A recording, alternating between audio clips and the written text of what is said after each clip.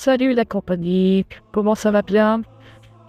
Alors aujourd'hui j'ai décidé de changer ce que j'avais l'habitude de faire, c'est-à-dire des petites vidéos de 10-15 minutes en gros, grand maximum, en one shot pour présenter des petites choses et autres.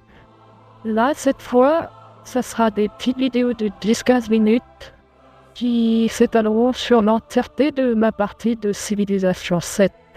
Que je compte vous présenter parce que j'ai envie de, au-delà de vous présenter le jeu en lui-même, vous donner mon ressenti euh, spécifique en vous montrant ce qui me plaît ou me déplaît sur cet opus, sachant que j'ai été quelque peu déçu lors de sa sortie et que avec la mâche qu'il y a eu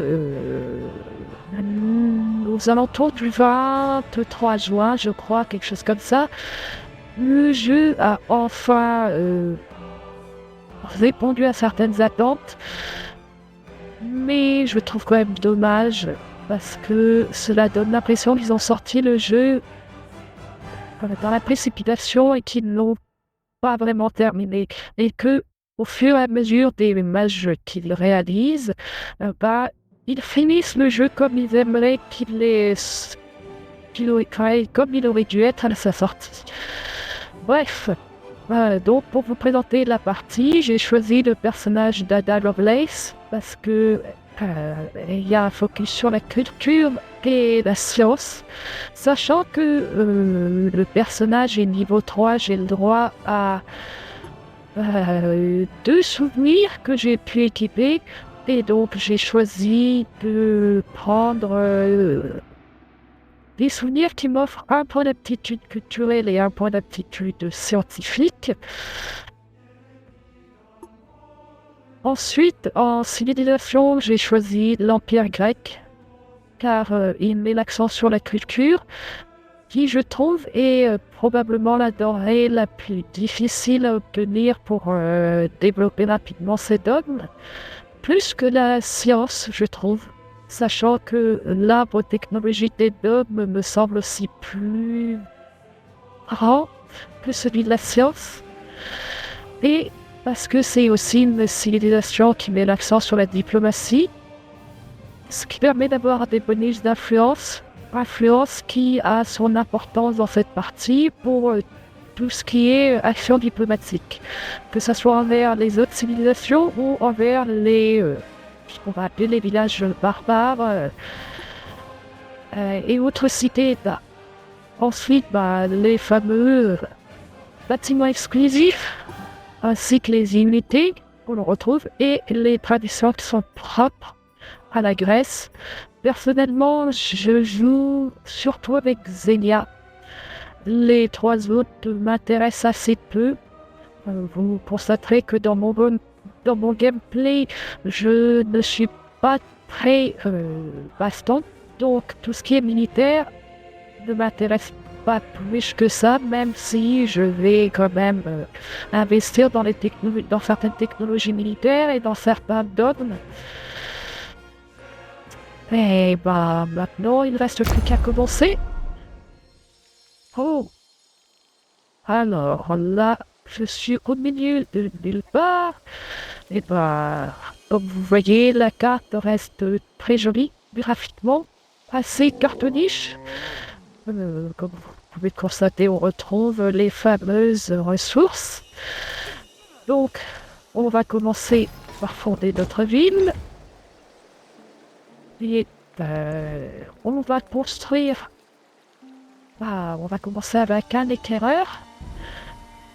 Alors, pendant que j'y suis, on retrouve le menu de la production, comme dans toutes les civilisations, et le menu de l'achat. C'est-à-dire que si on a de l'or, on pourra acheter des choses. Et c'est tout.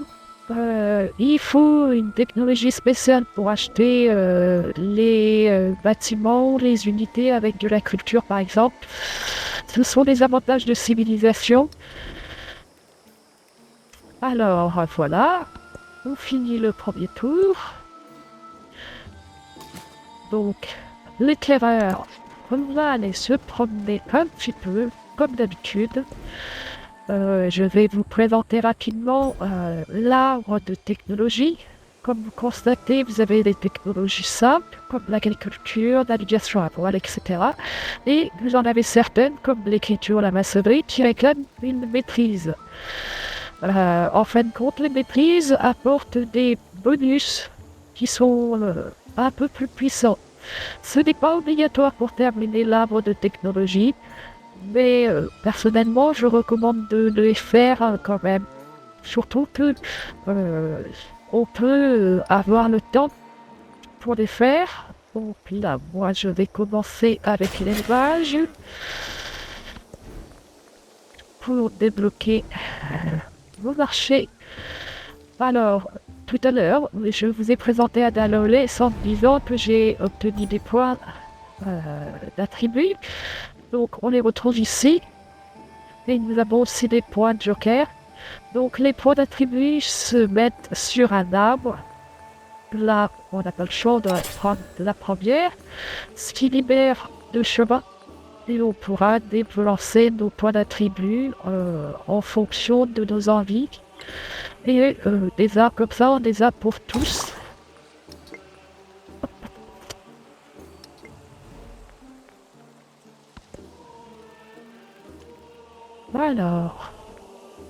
Alors, ceci c'est la croissance de ville. Je pense que on se fait à tous de ce que c'est. Donc, je vais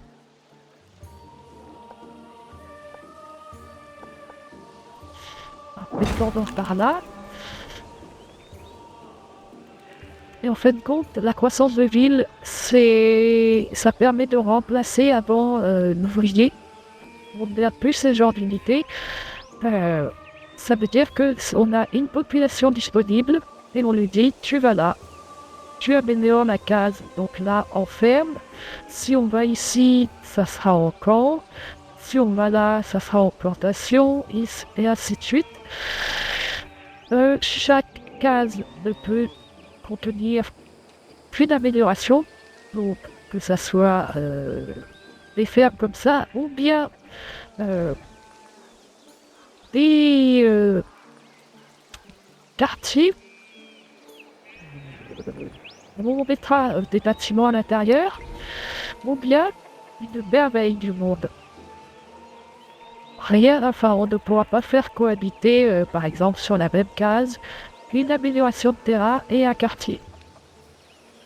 Ça, c'était le principe du 6 qui était de rupture radicale avec ce qui se faisait avant sur les civilisations. Et c'est une amélioration de gameplay que moi, personnellement, j'ai bien apprécié. Alors,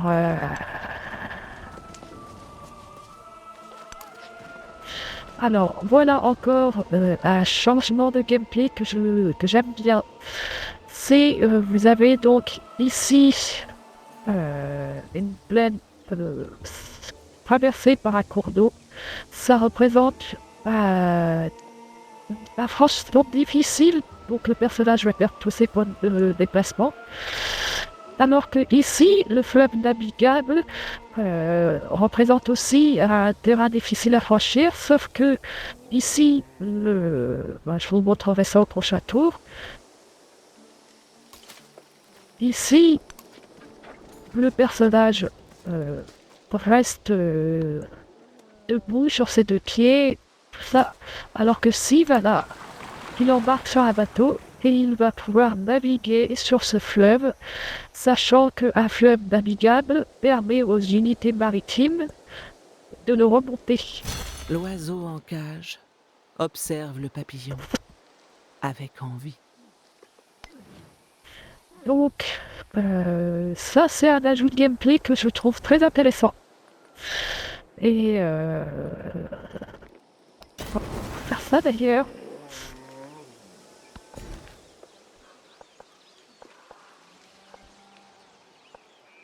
Voilà.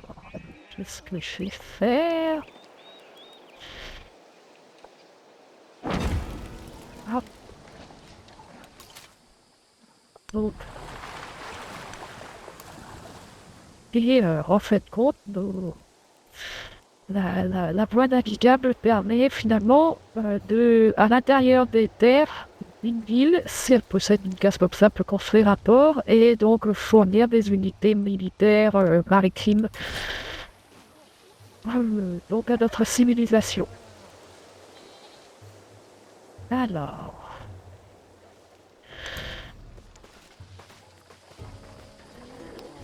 maintenant, qu'est-ce que je vais faire ça?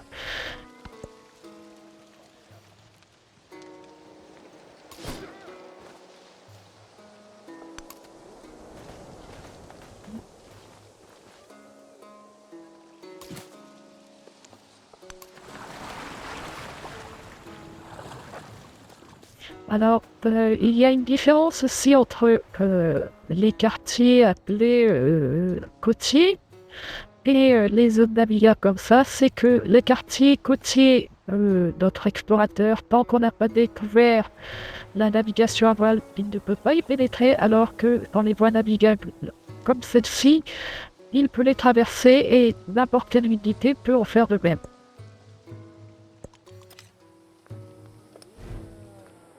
Alors, je vais faire le mysticisme.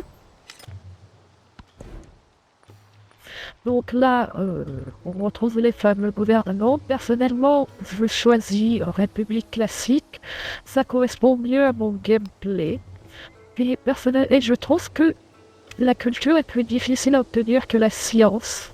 Enfin, en tout cas, avec ma façon de jouer.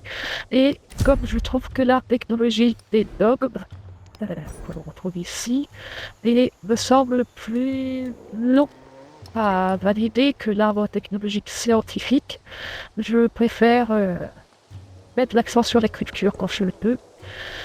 Là, nous avons le gouvernement avec des cartes qui sont disponibles, que l'on peut mettre pour obtenir une doctrine sociale. Donc là, je prends la culture plus 2 dans le palais. Enfin, les choix narratifs. Une voix puissante. Une gouverneur récemment élue a gagné l'admiration du peuple. Experte en discours enflammés, elle sait comment susciter la ferveur des foules. Alors, en fait, pour des choix narratifs comme ça vont régulièrement arriver, ou soit parce qu'on a découvert un bâtiment antique qui débloque un choix narratif comme ça, ou en fonction des choix que l'on fait sur les recherches technologiques ou les dogmes. Et donc, nous donne des choix et des avantages. Alors, je vais prendre...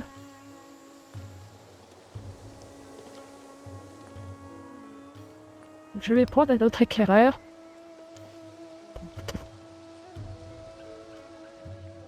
Alors, voyons voir. Il va aller là.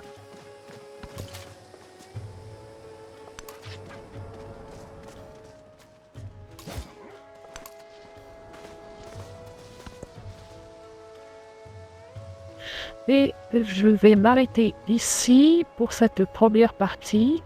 Et je vous dis au revoir, bonne journée et à la prochaine.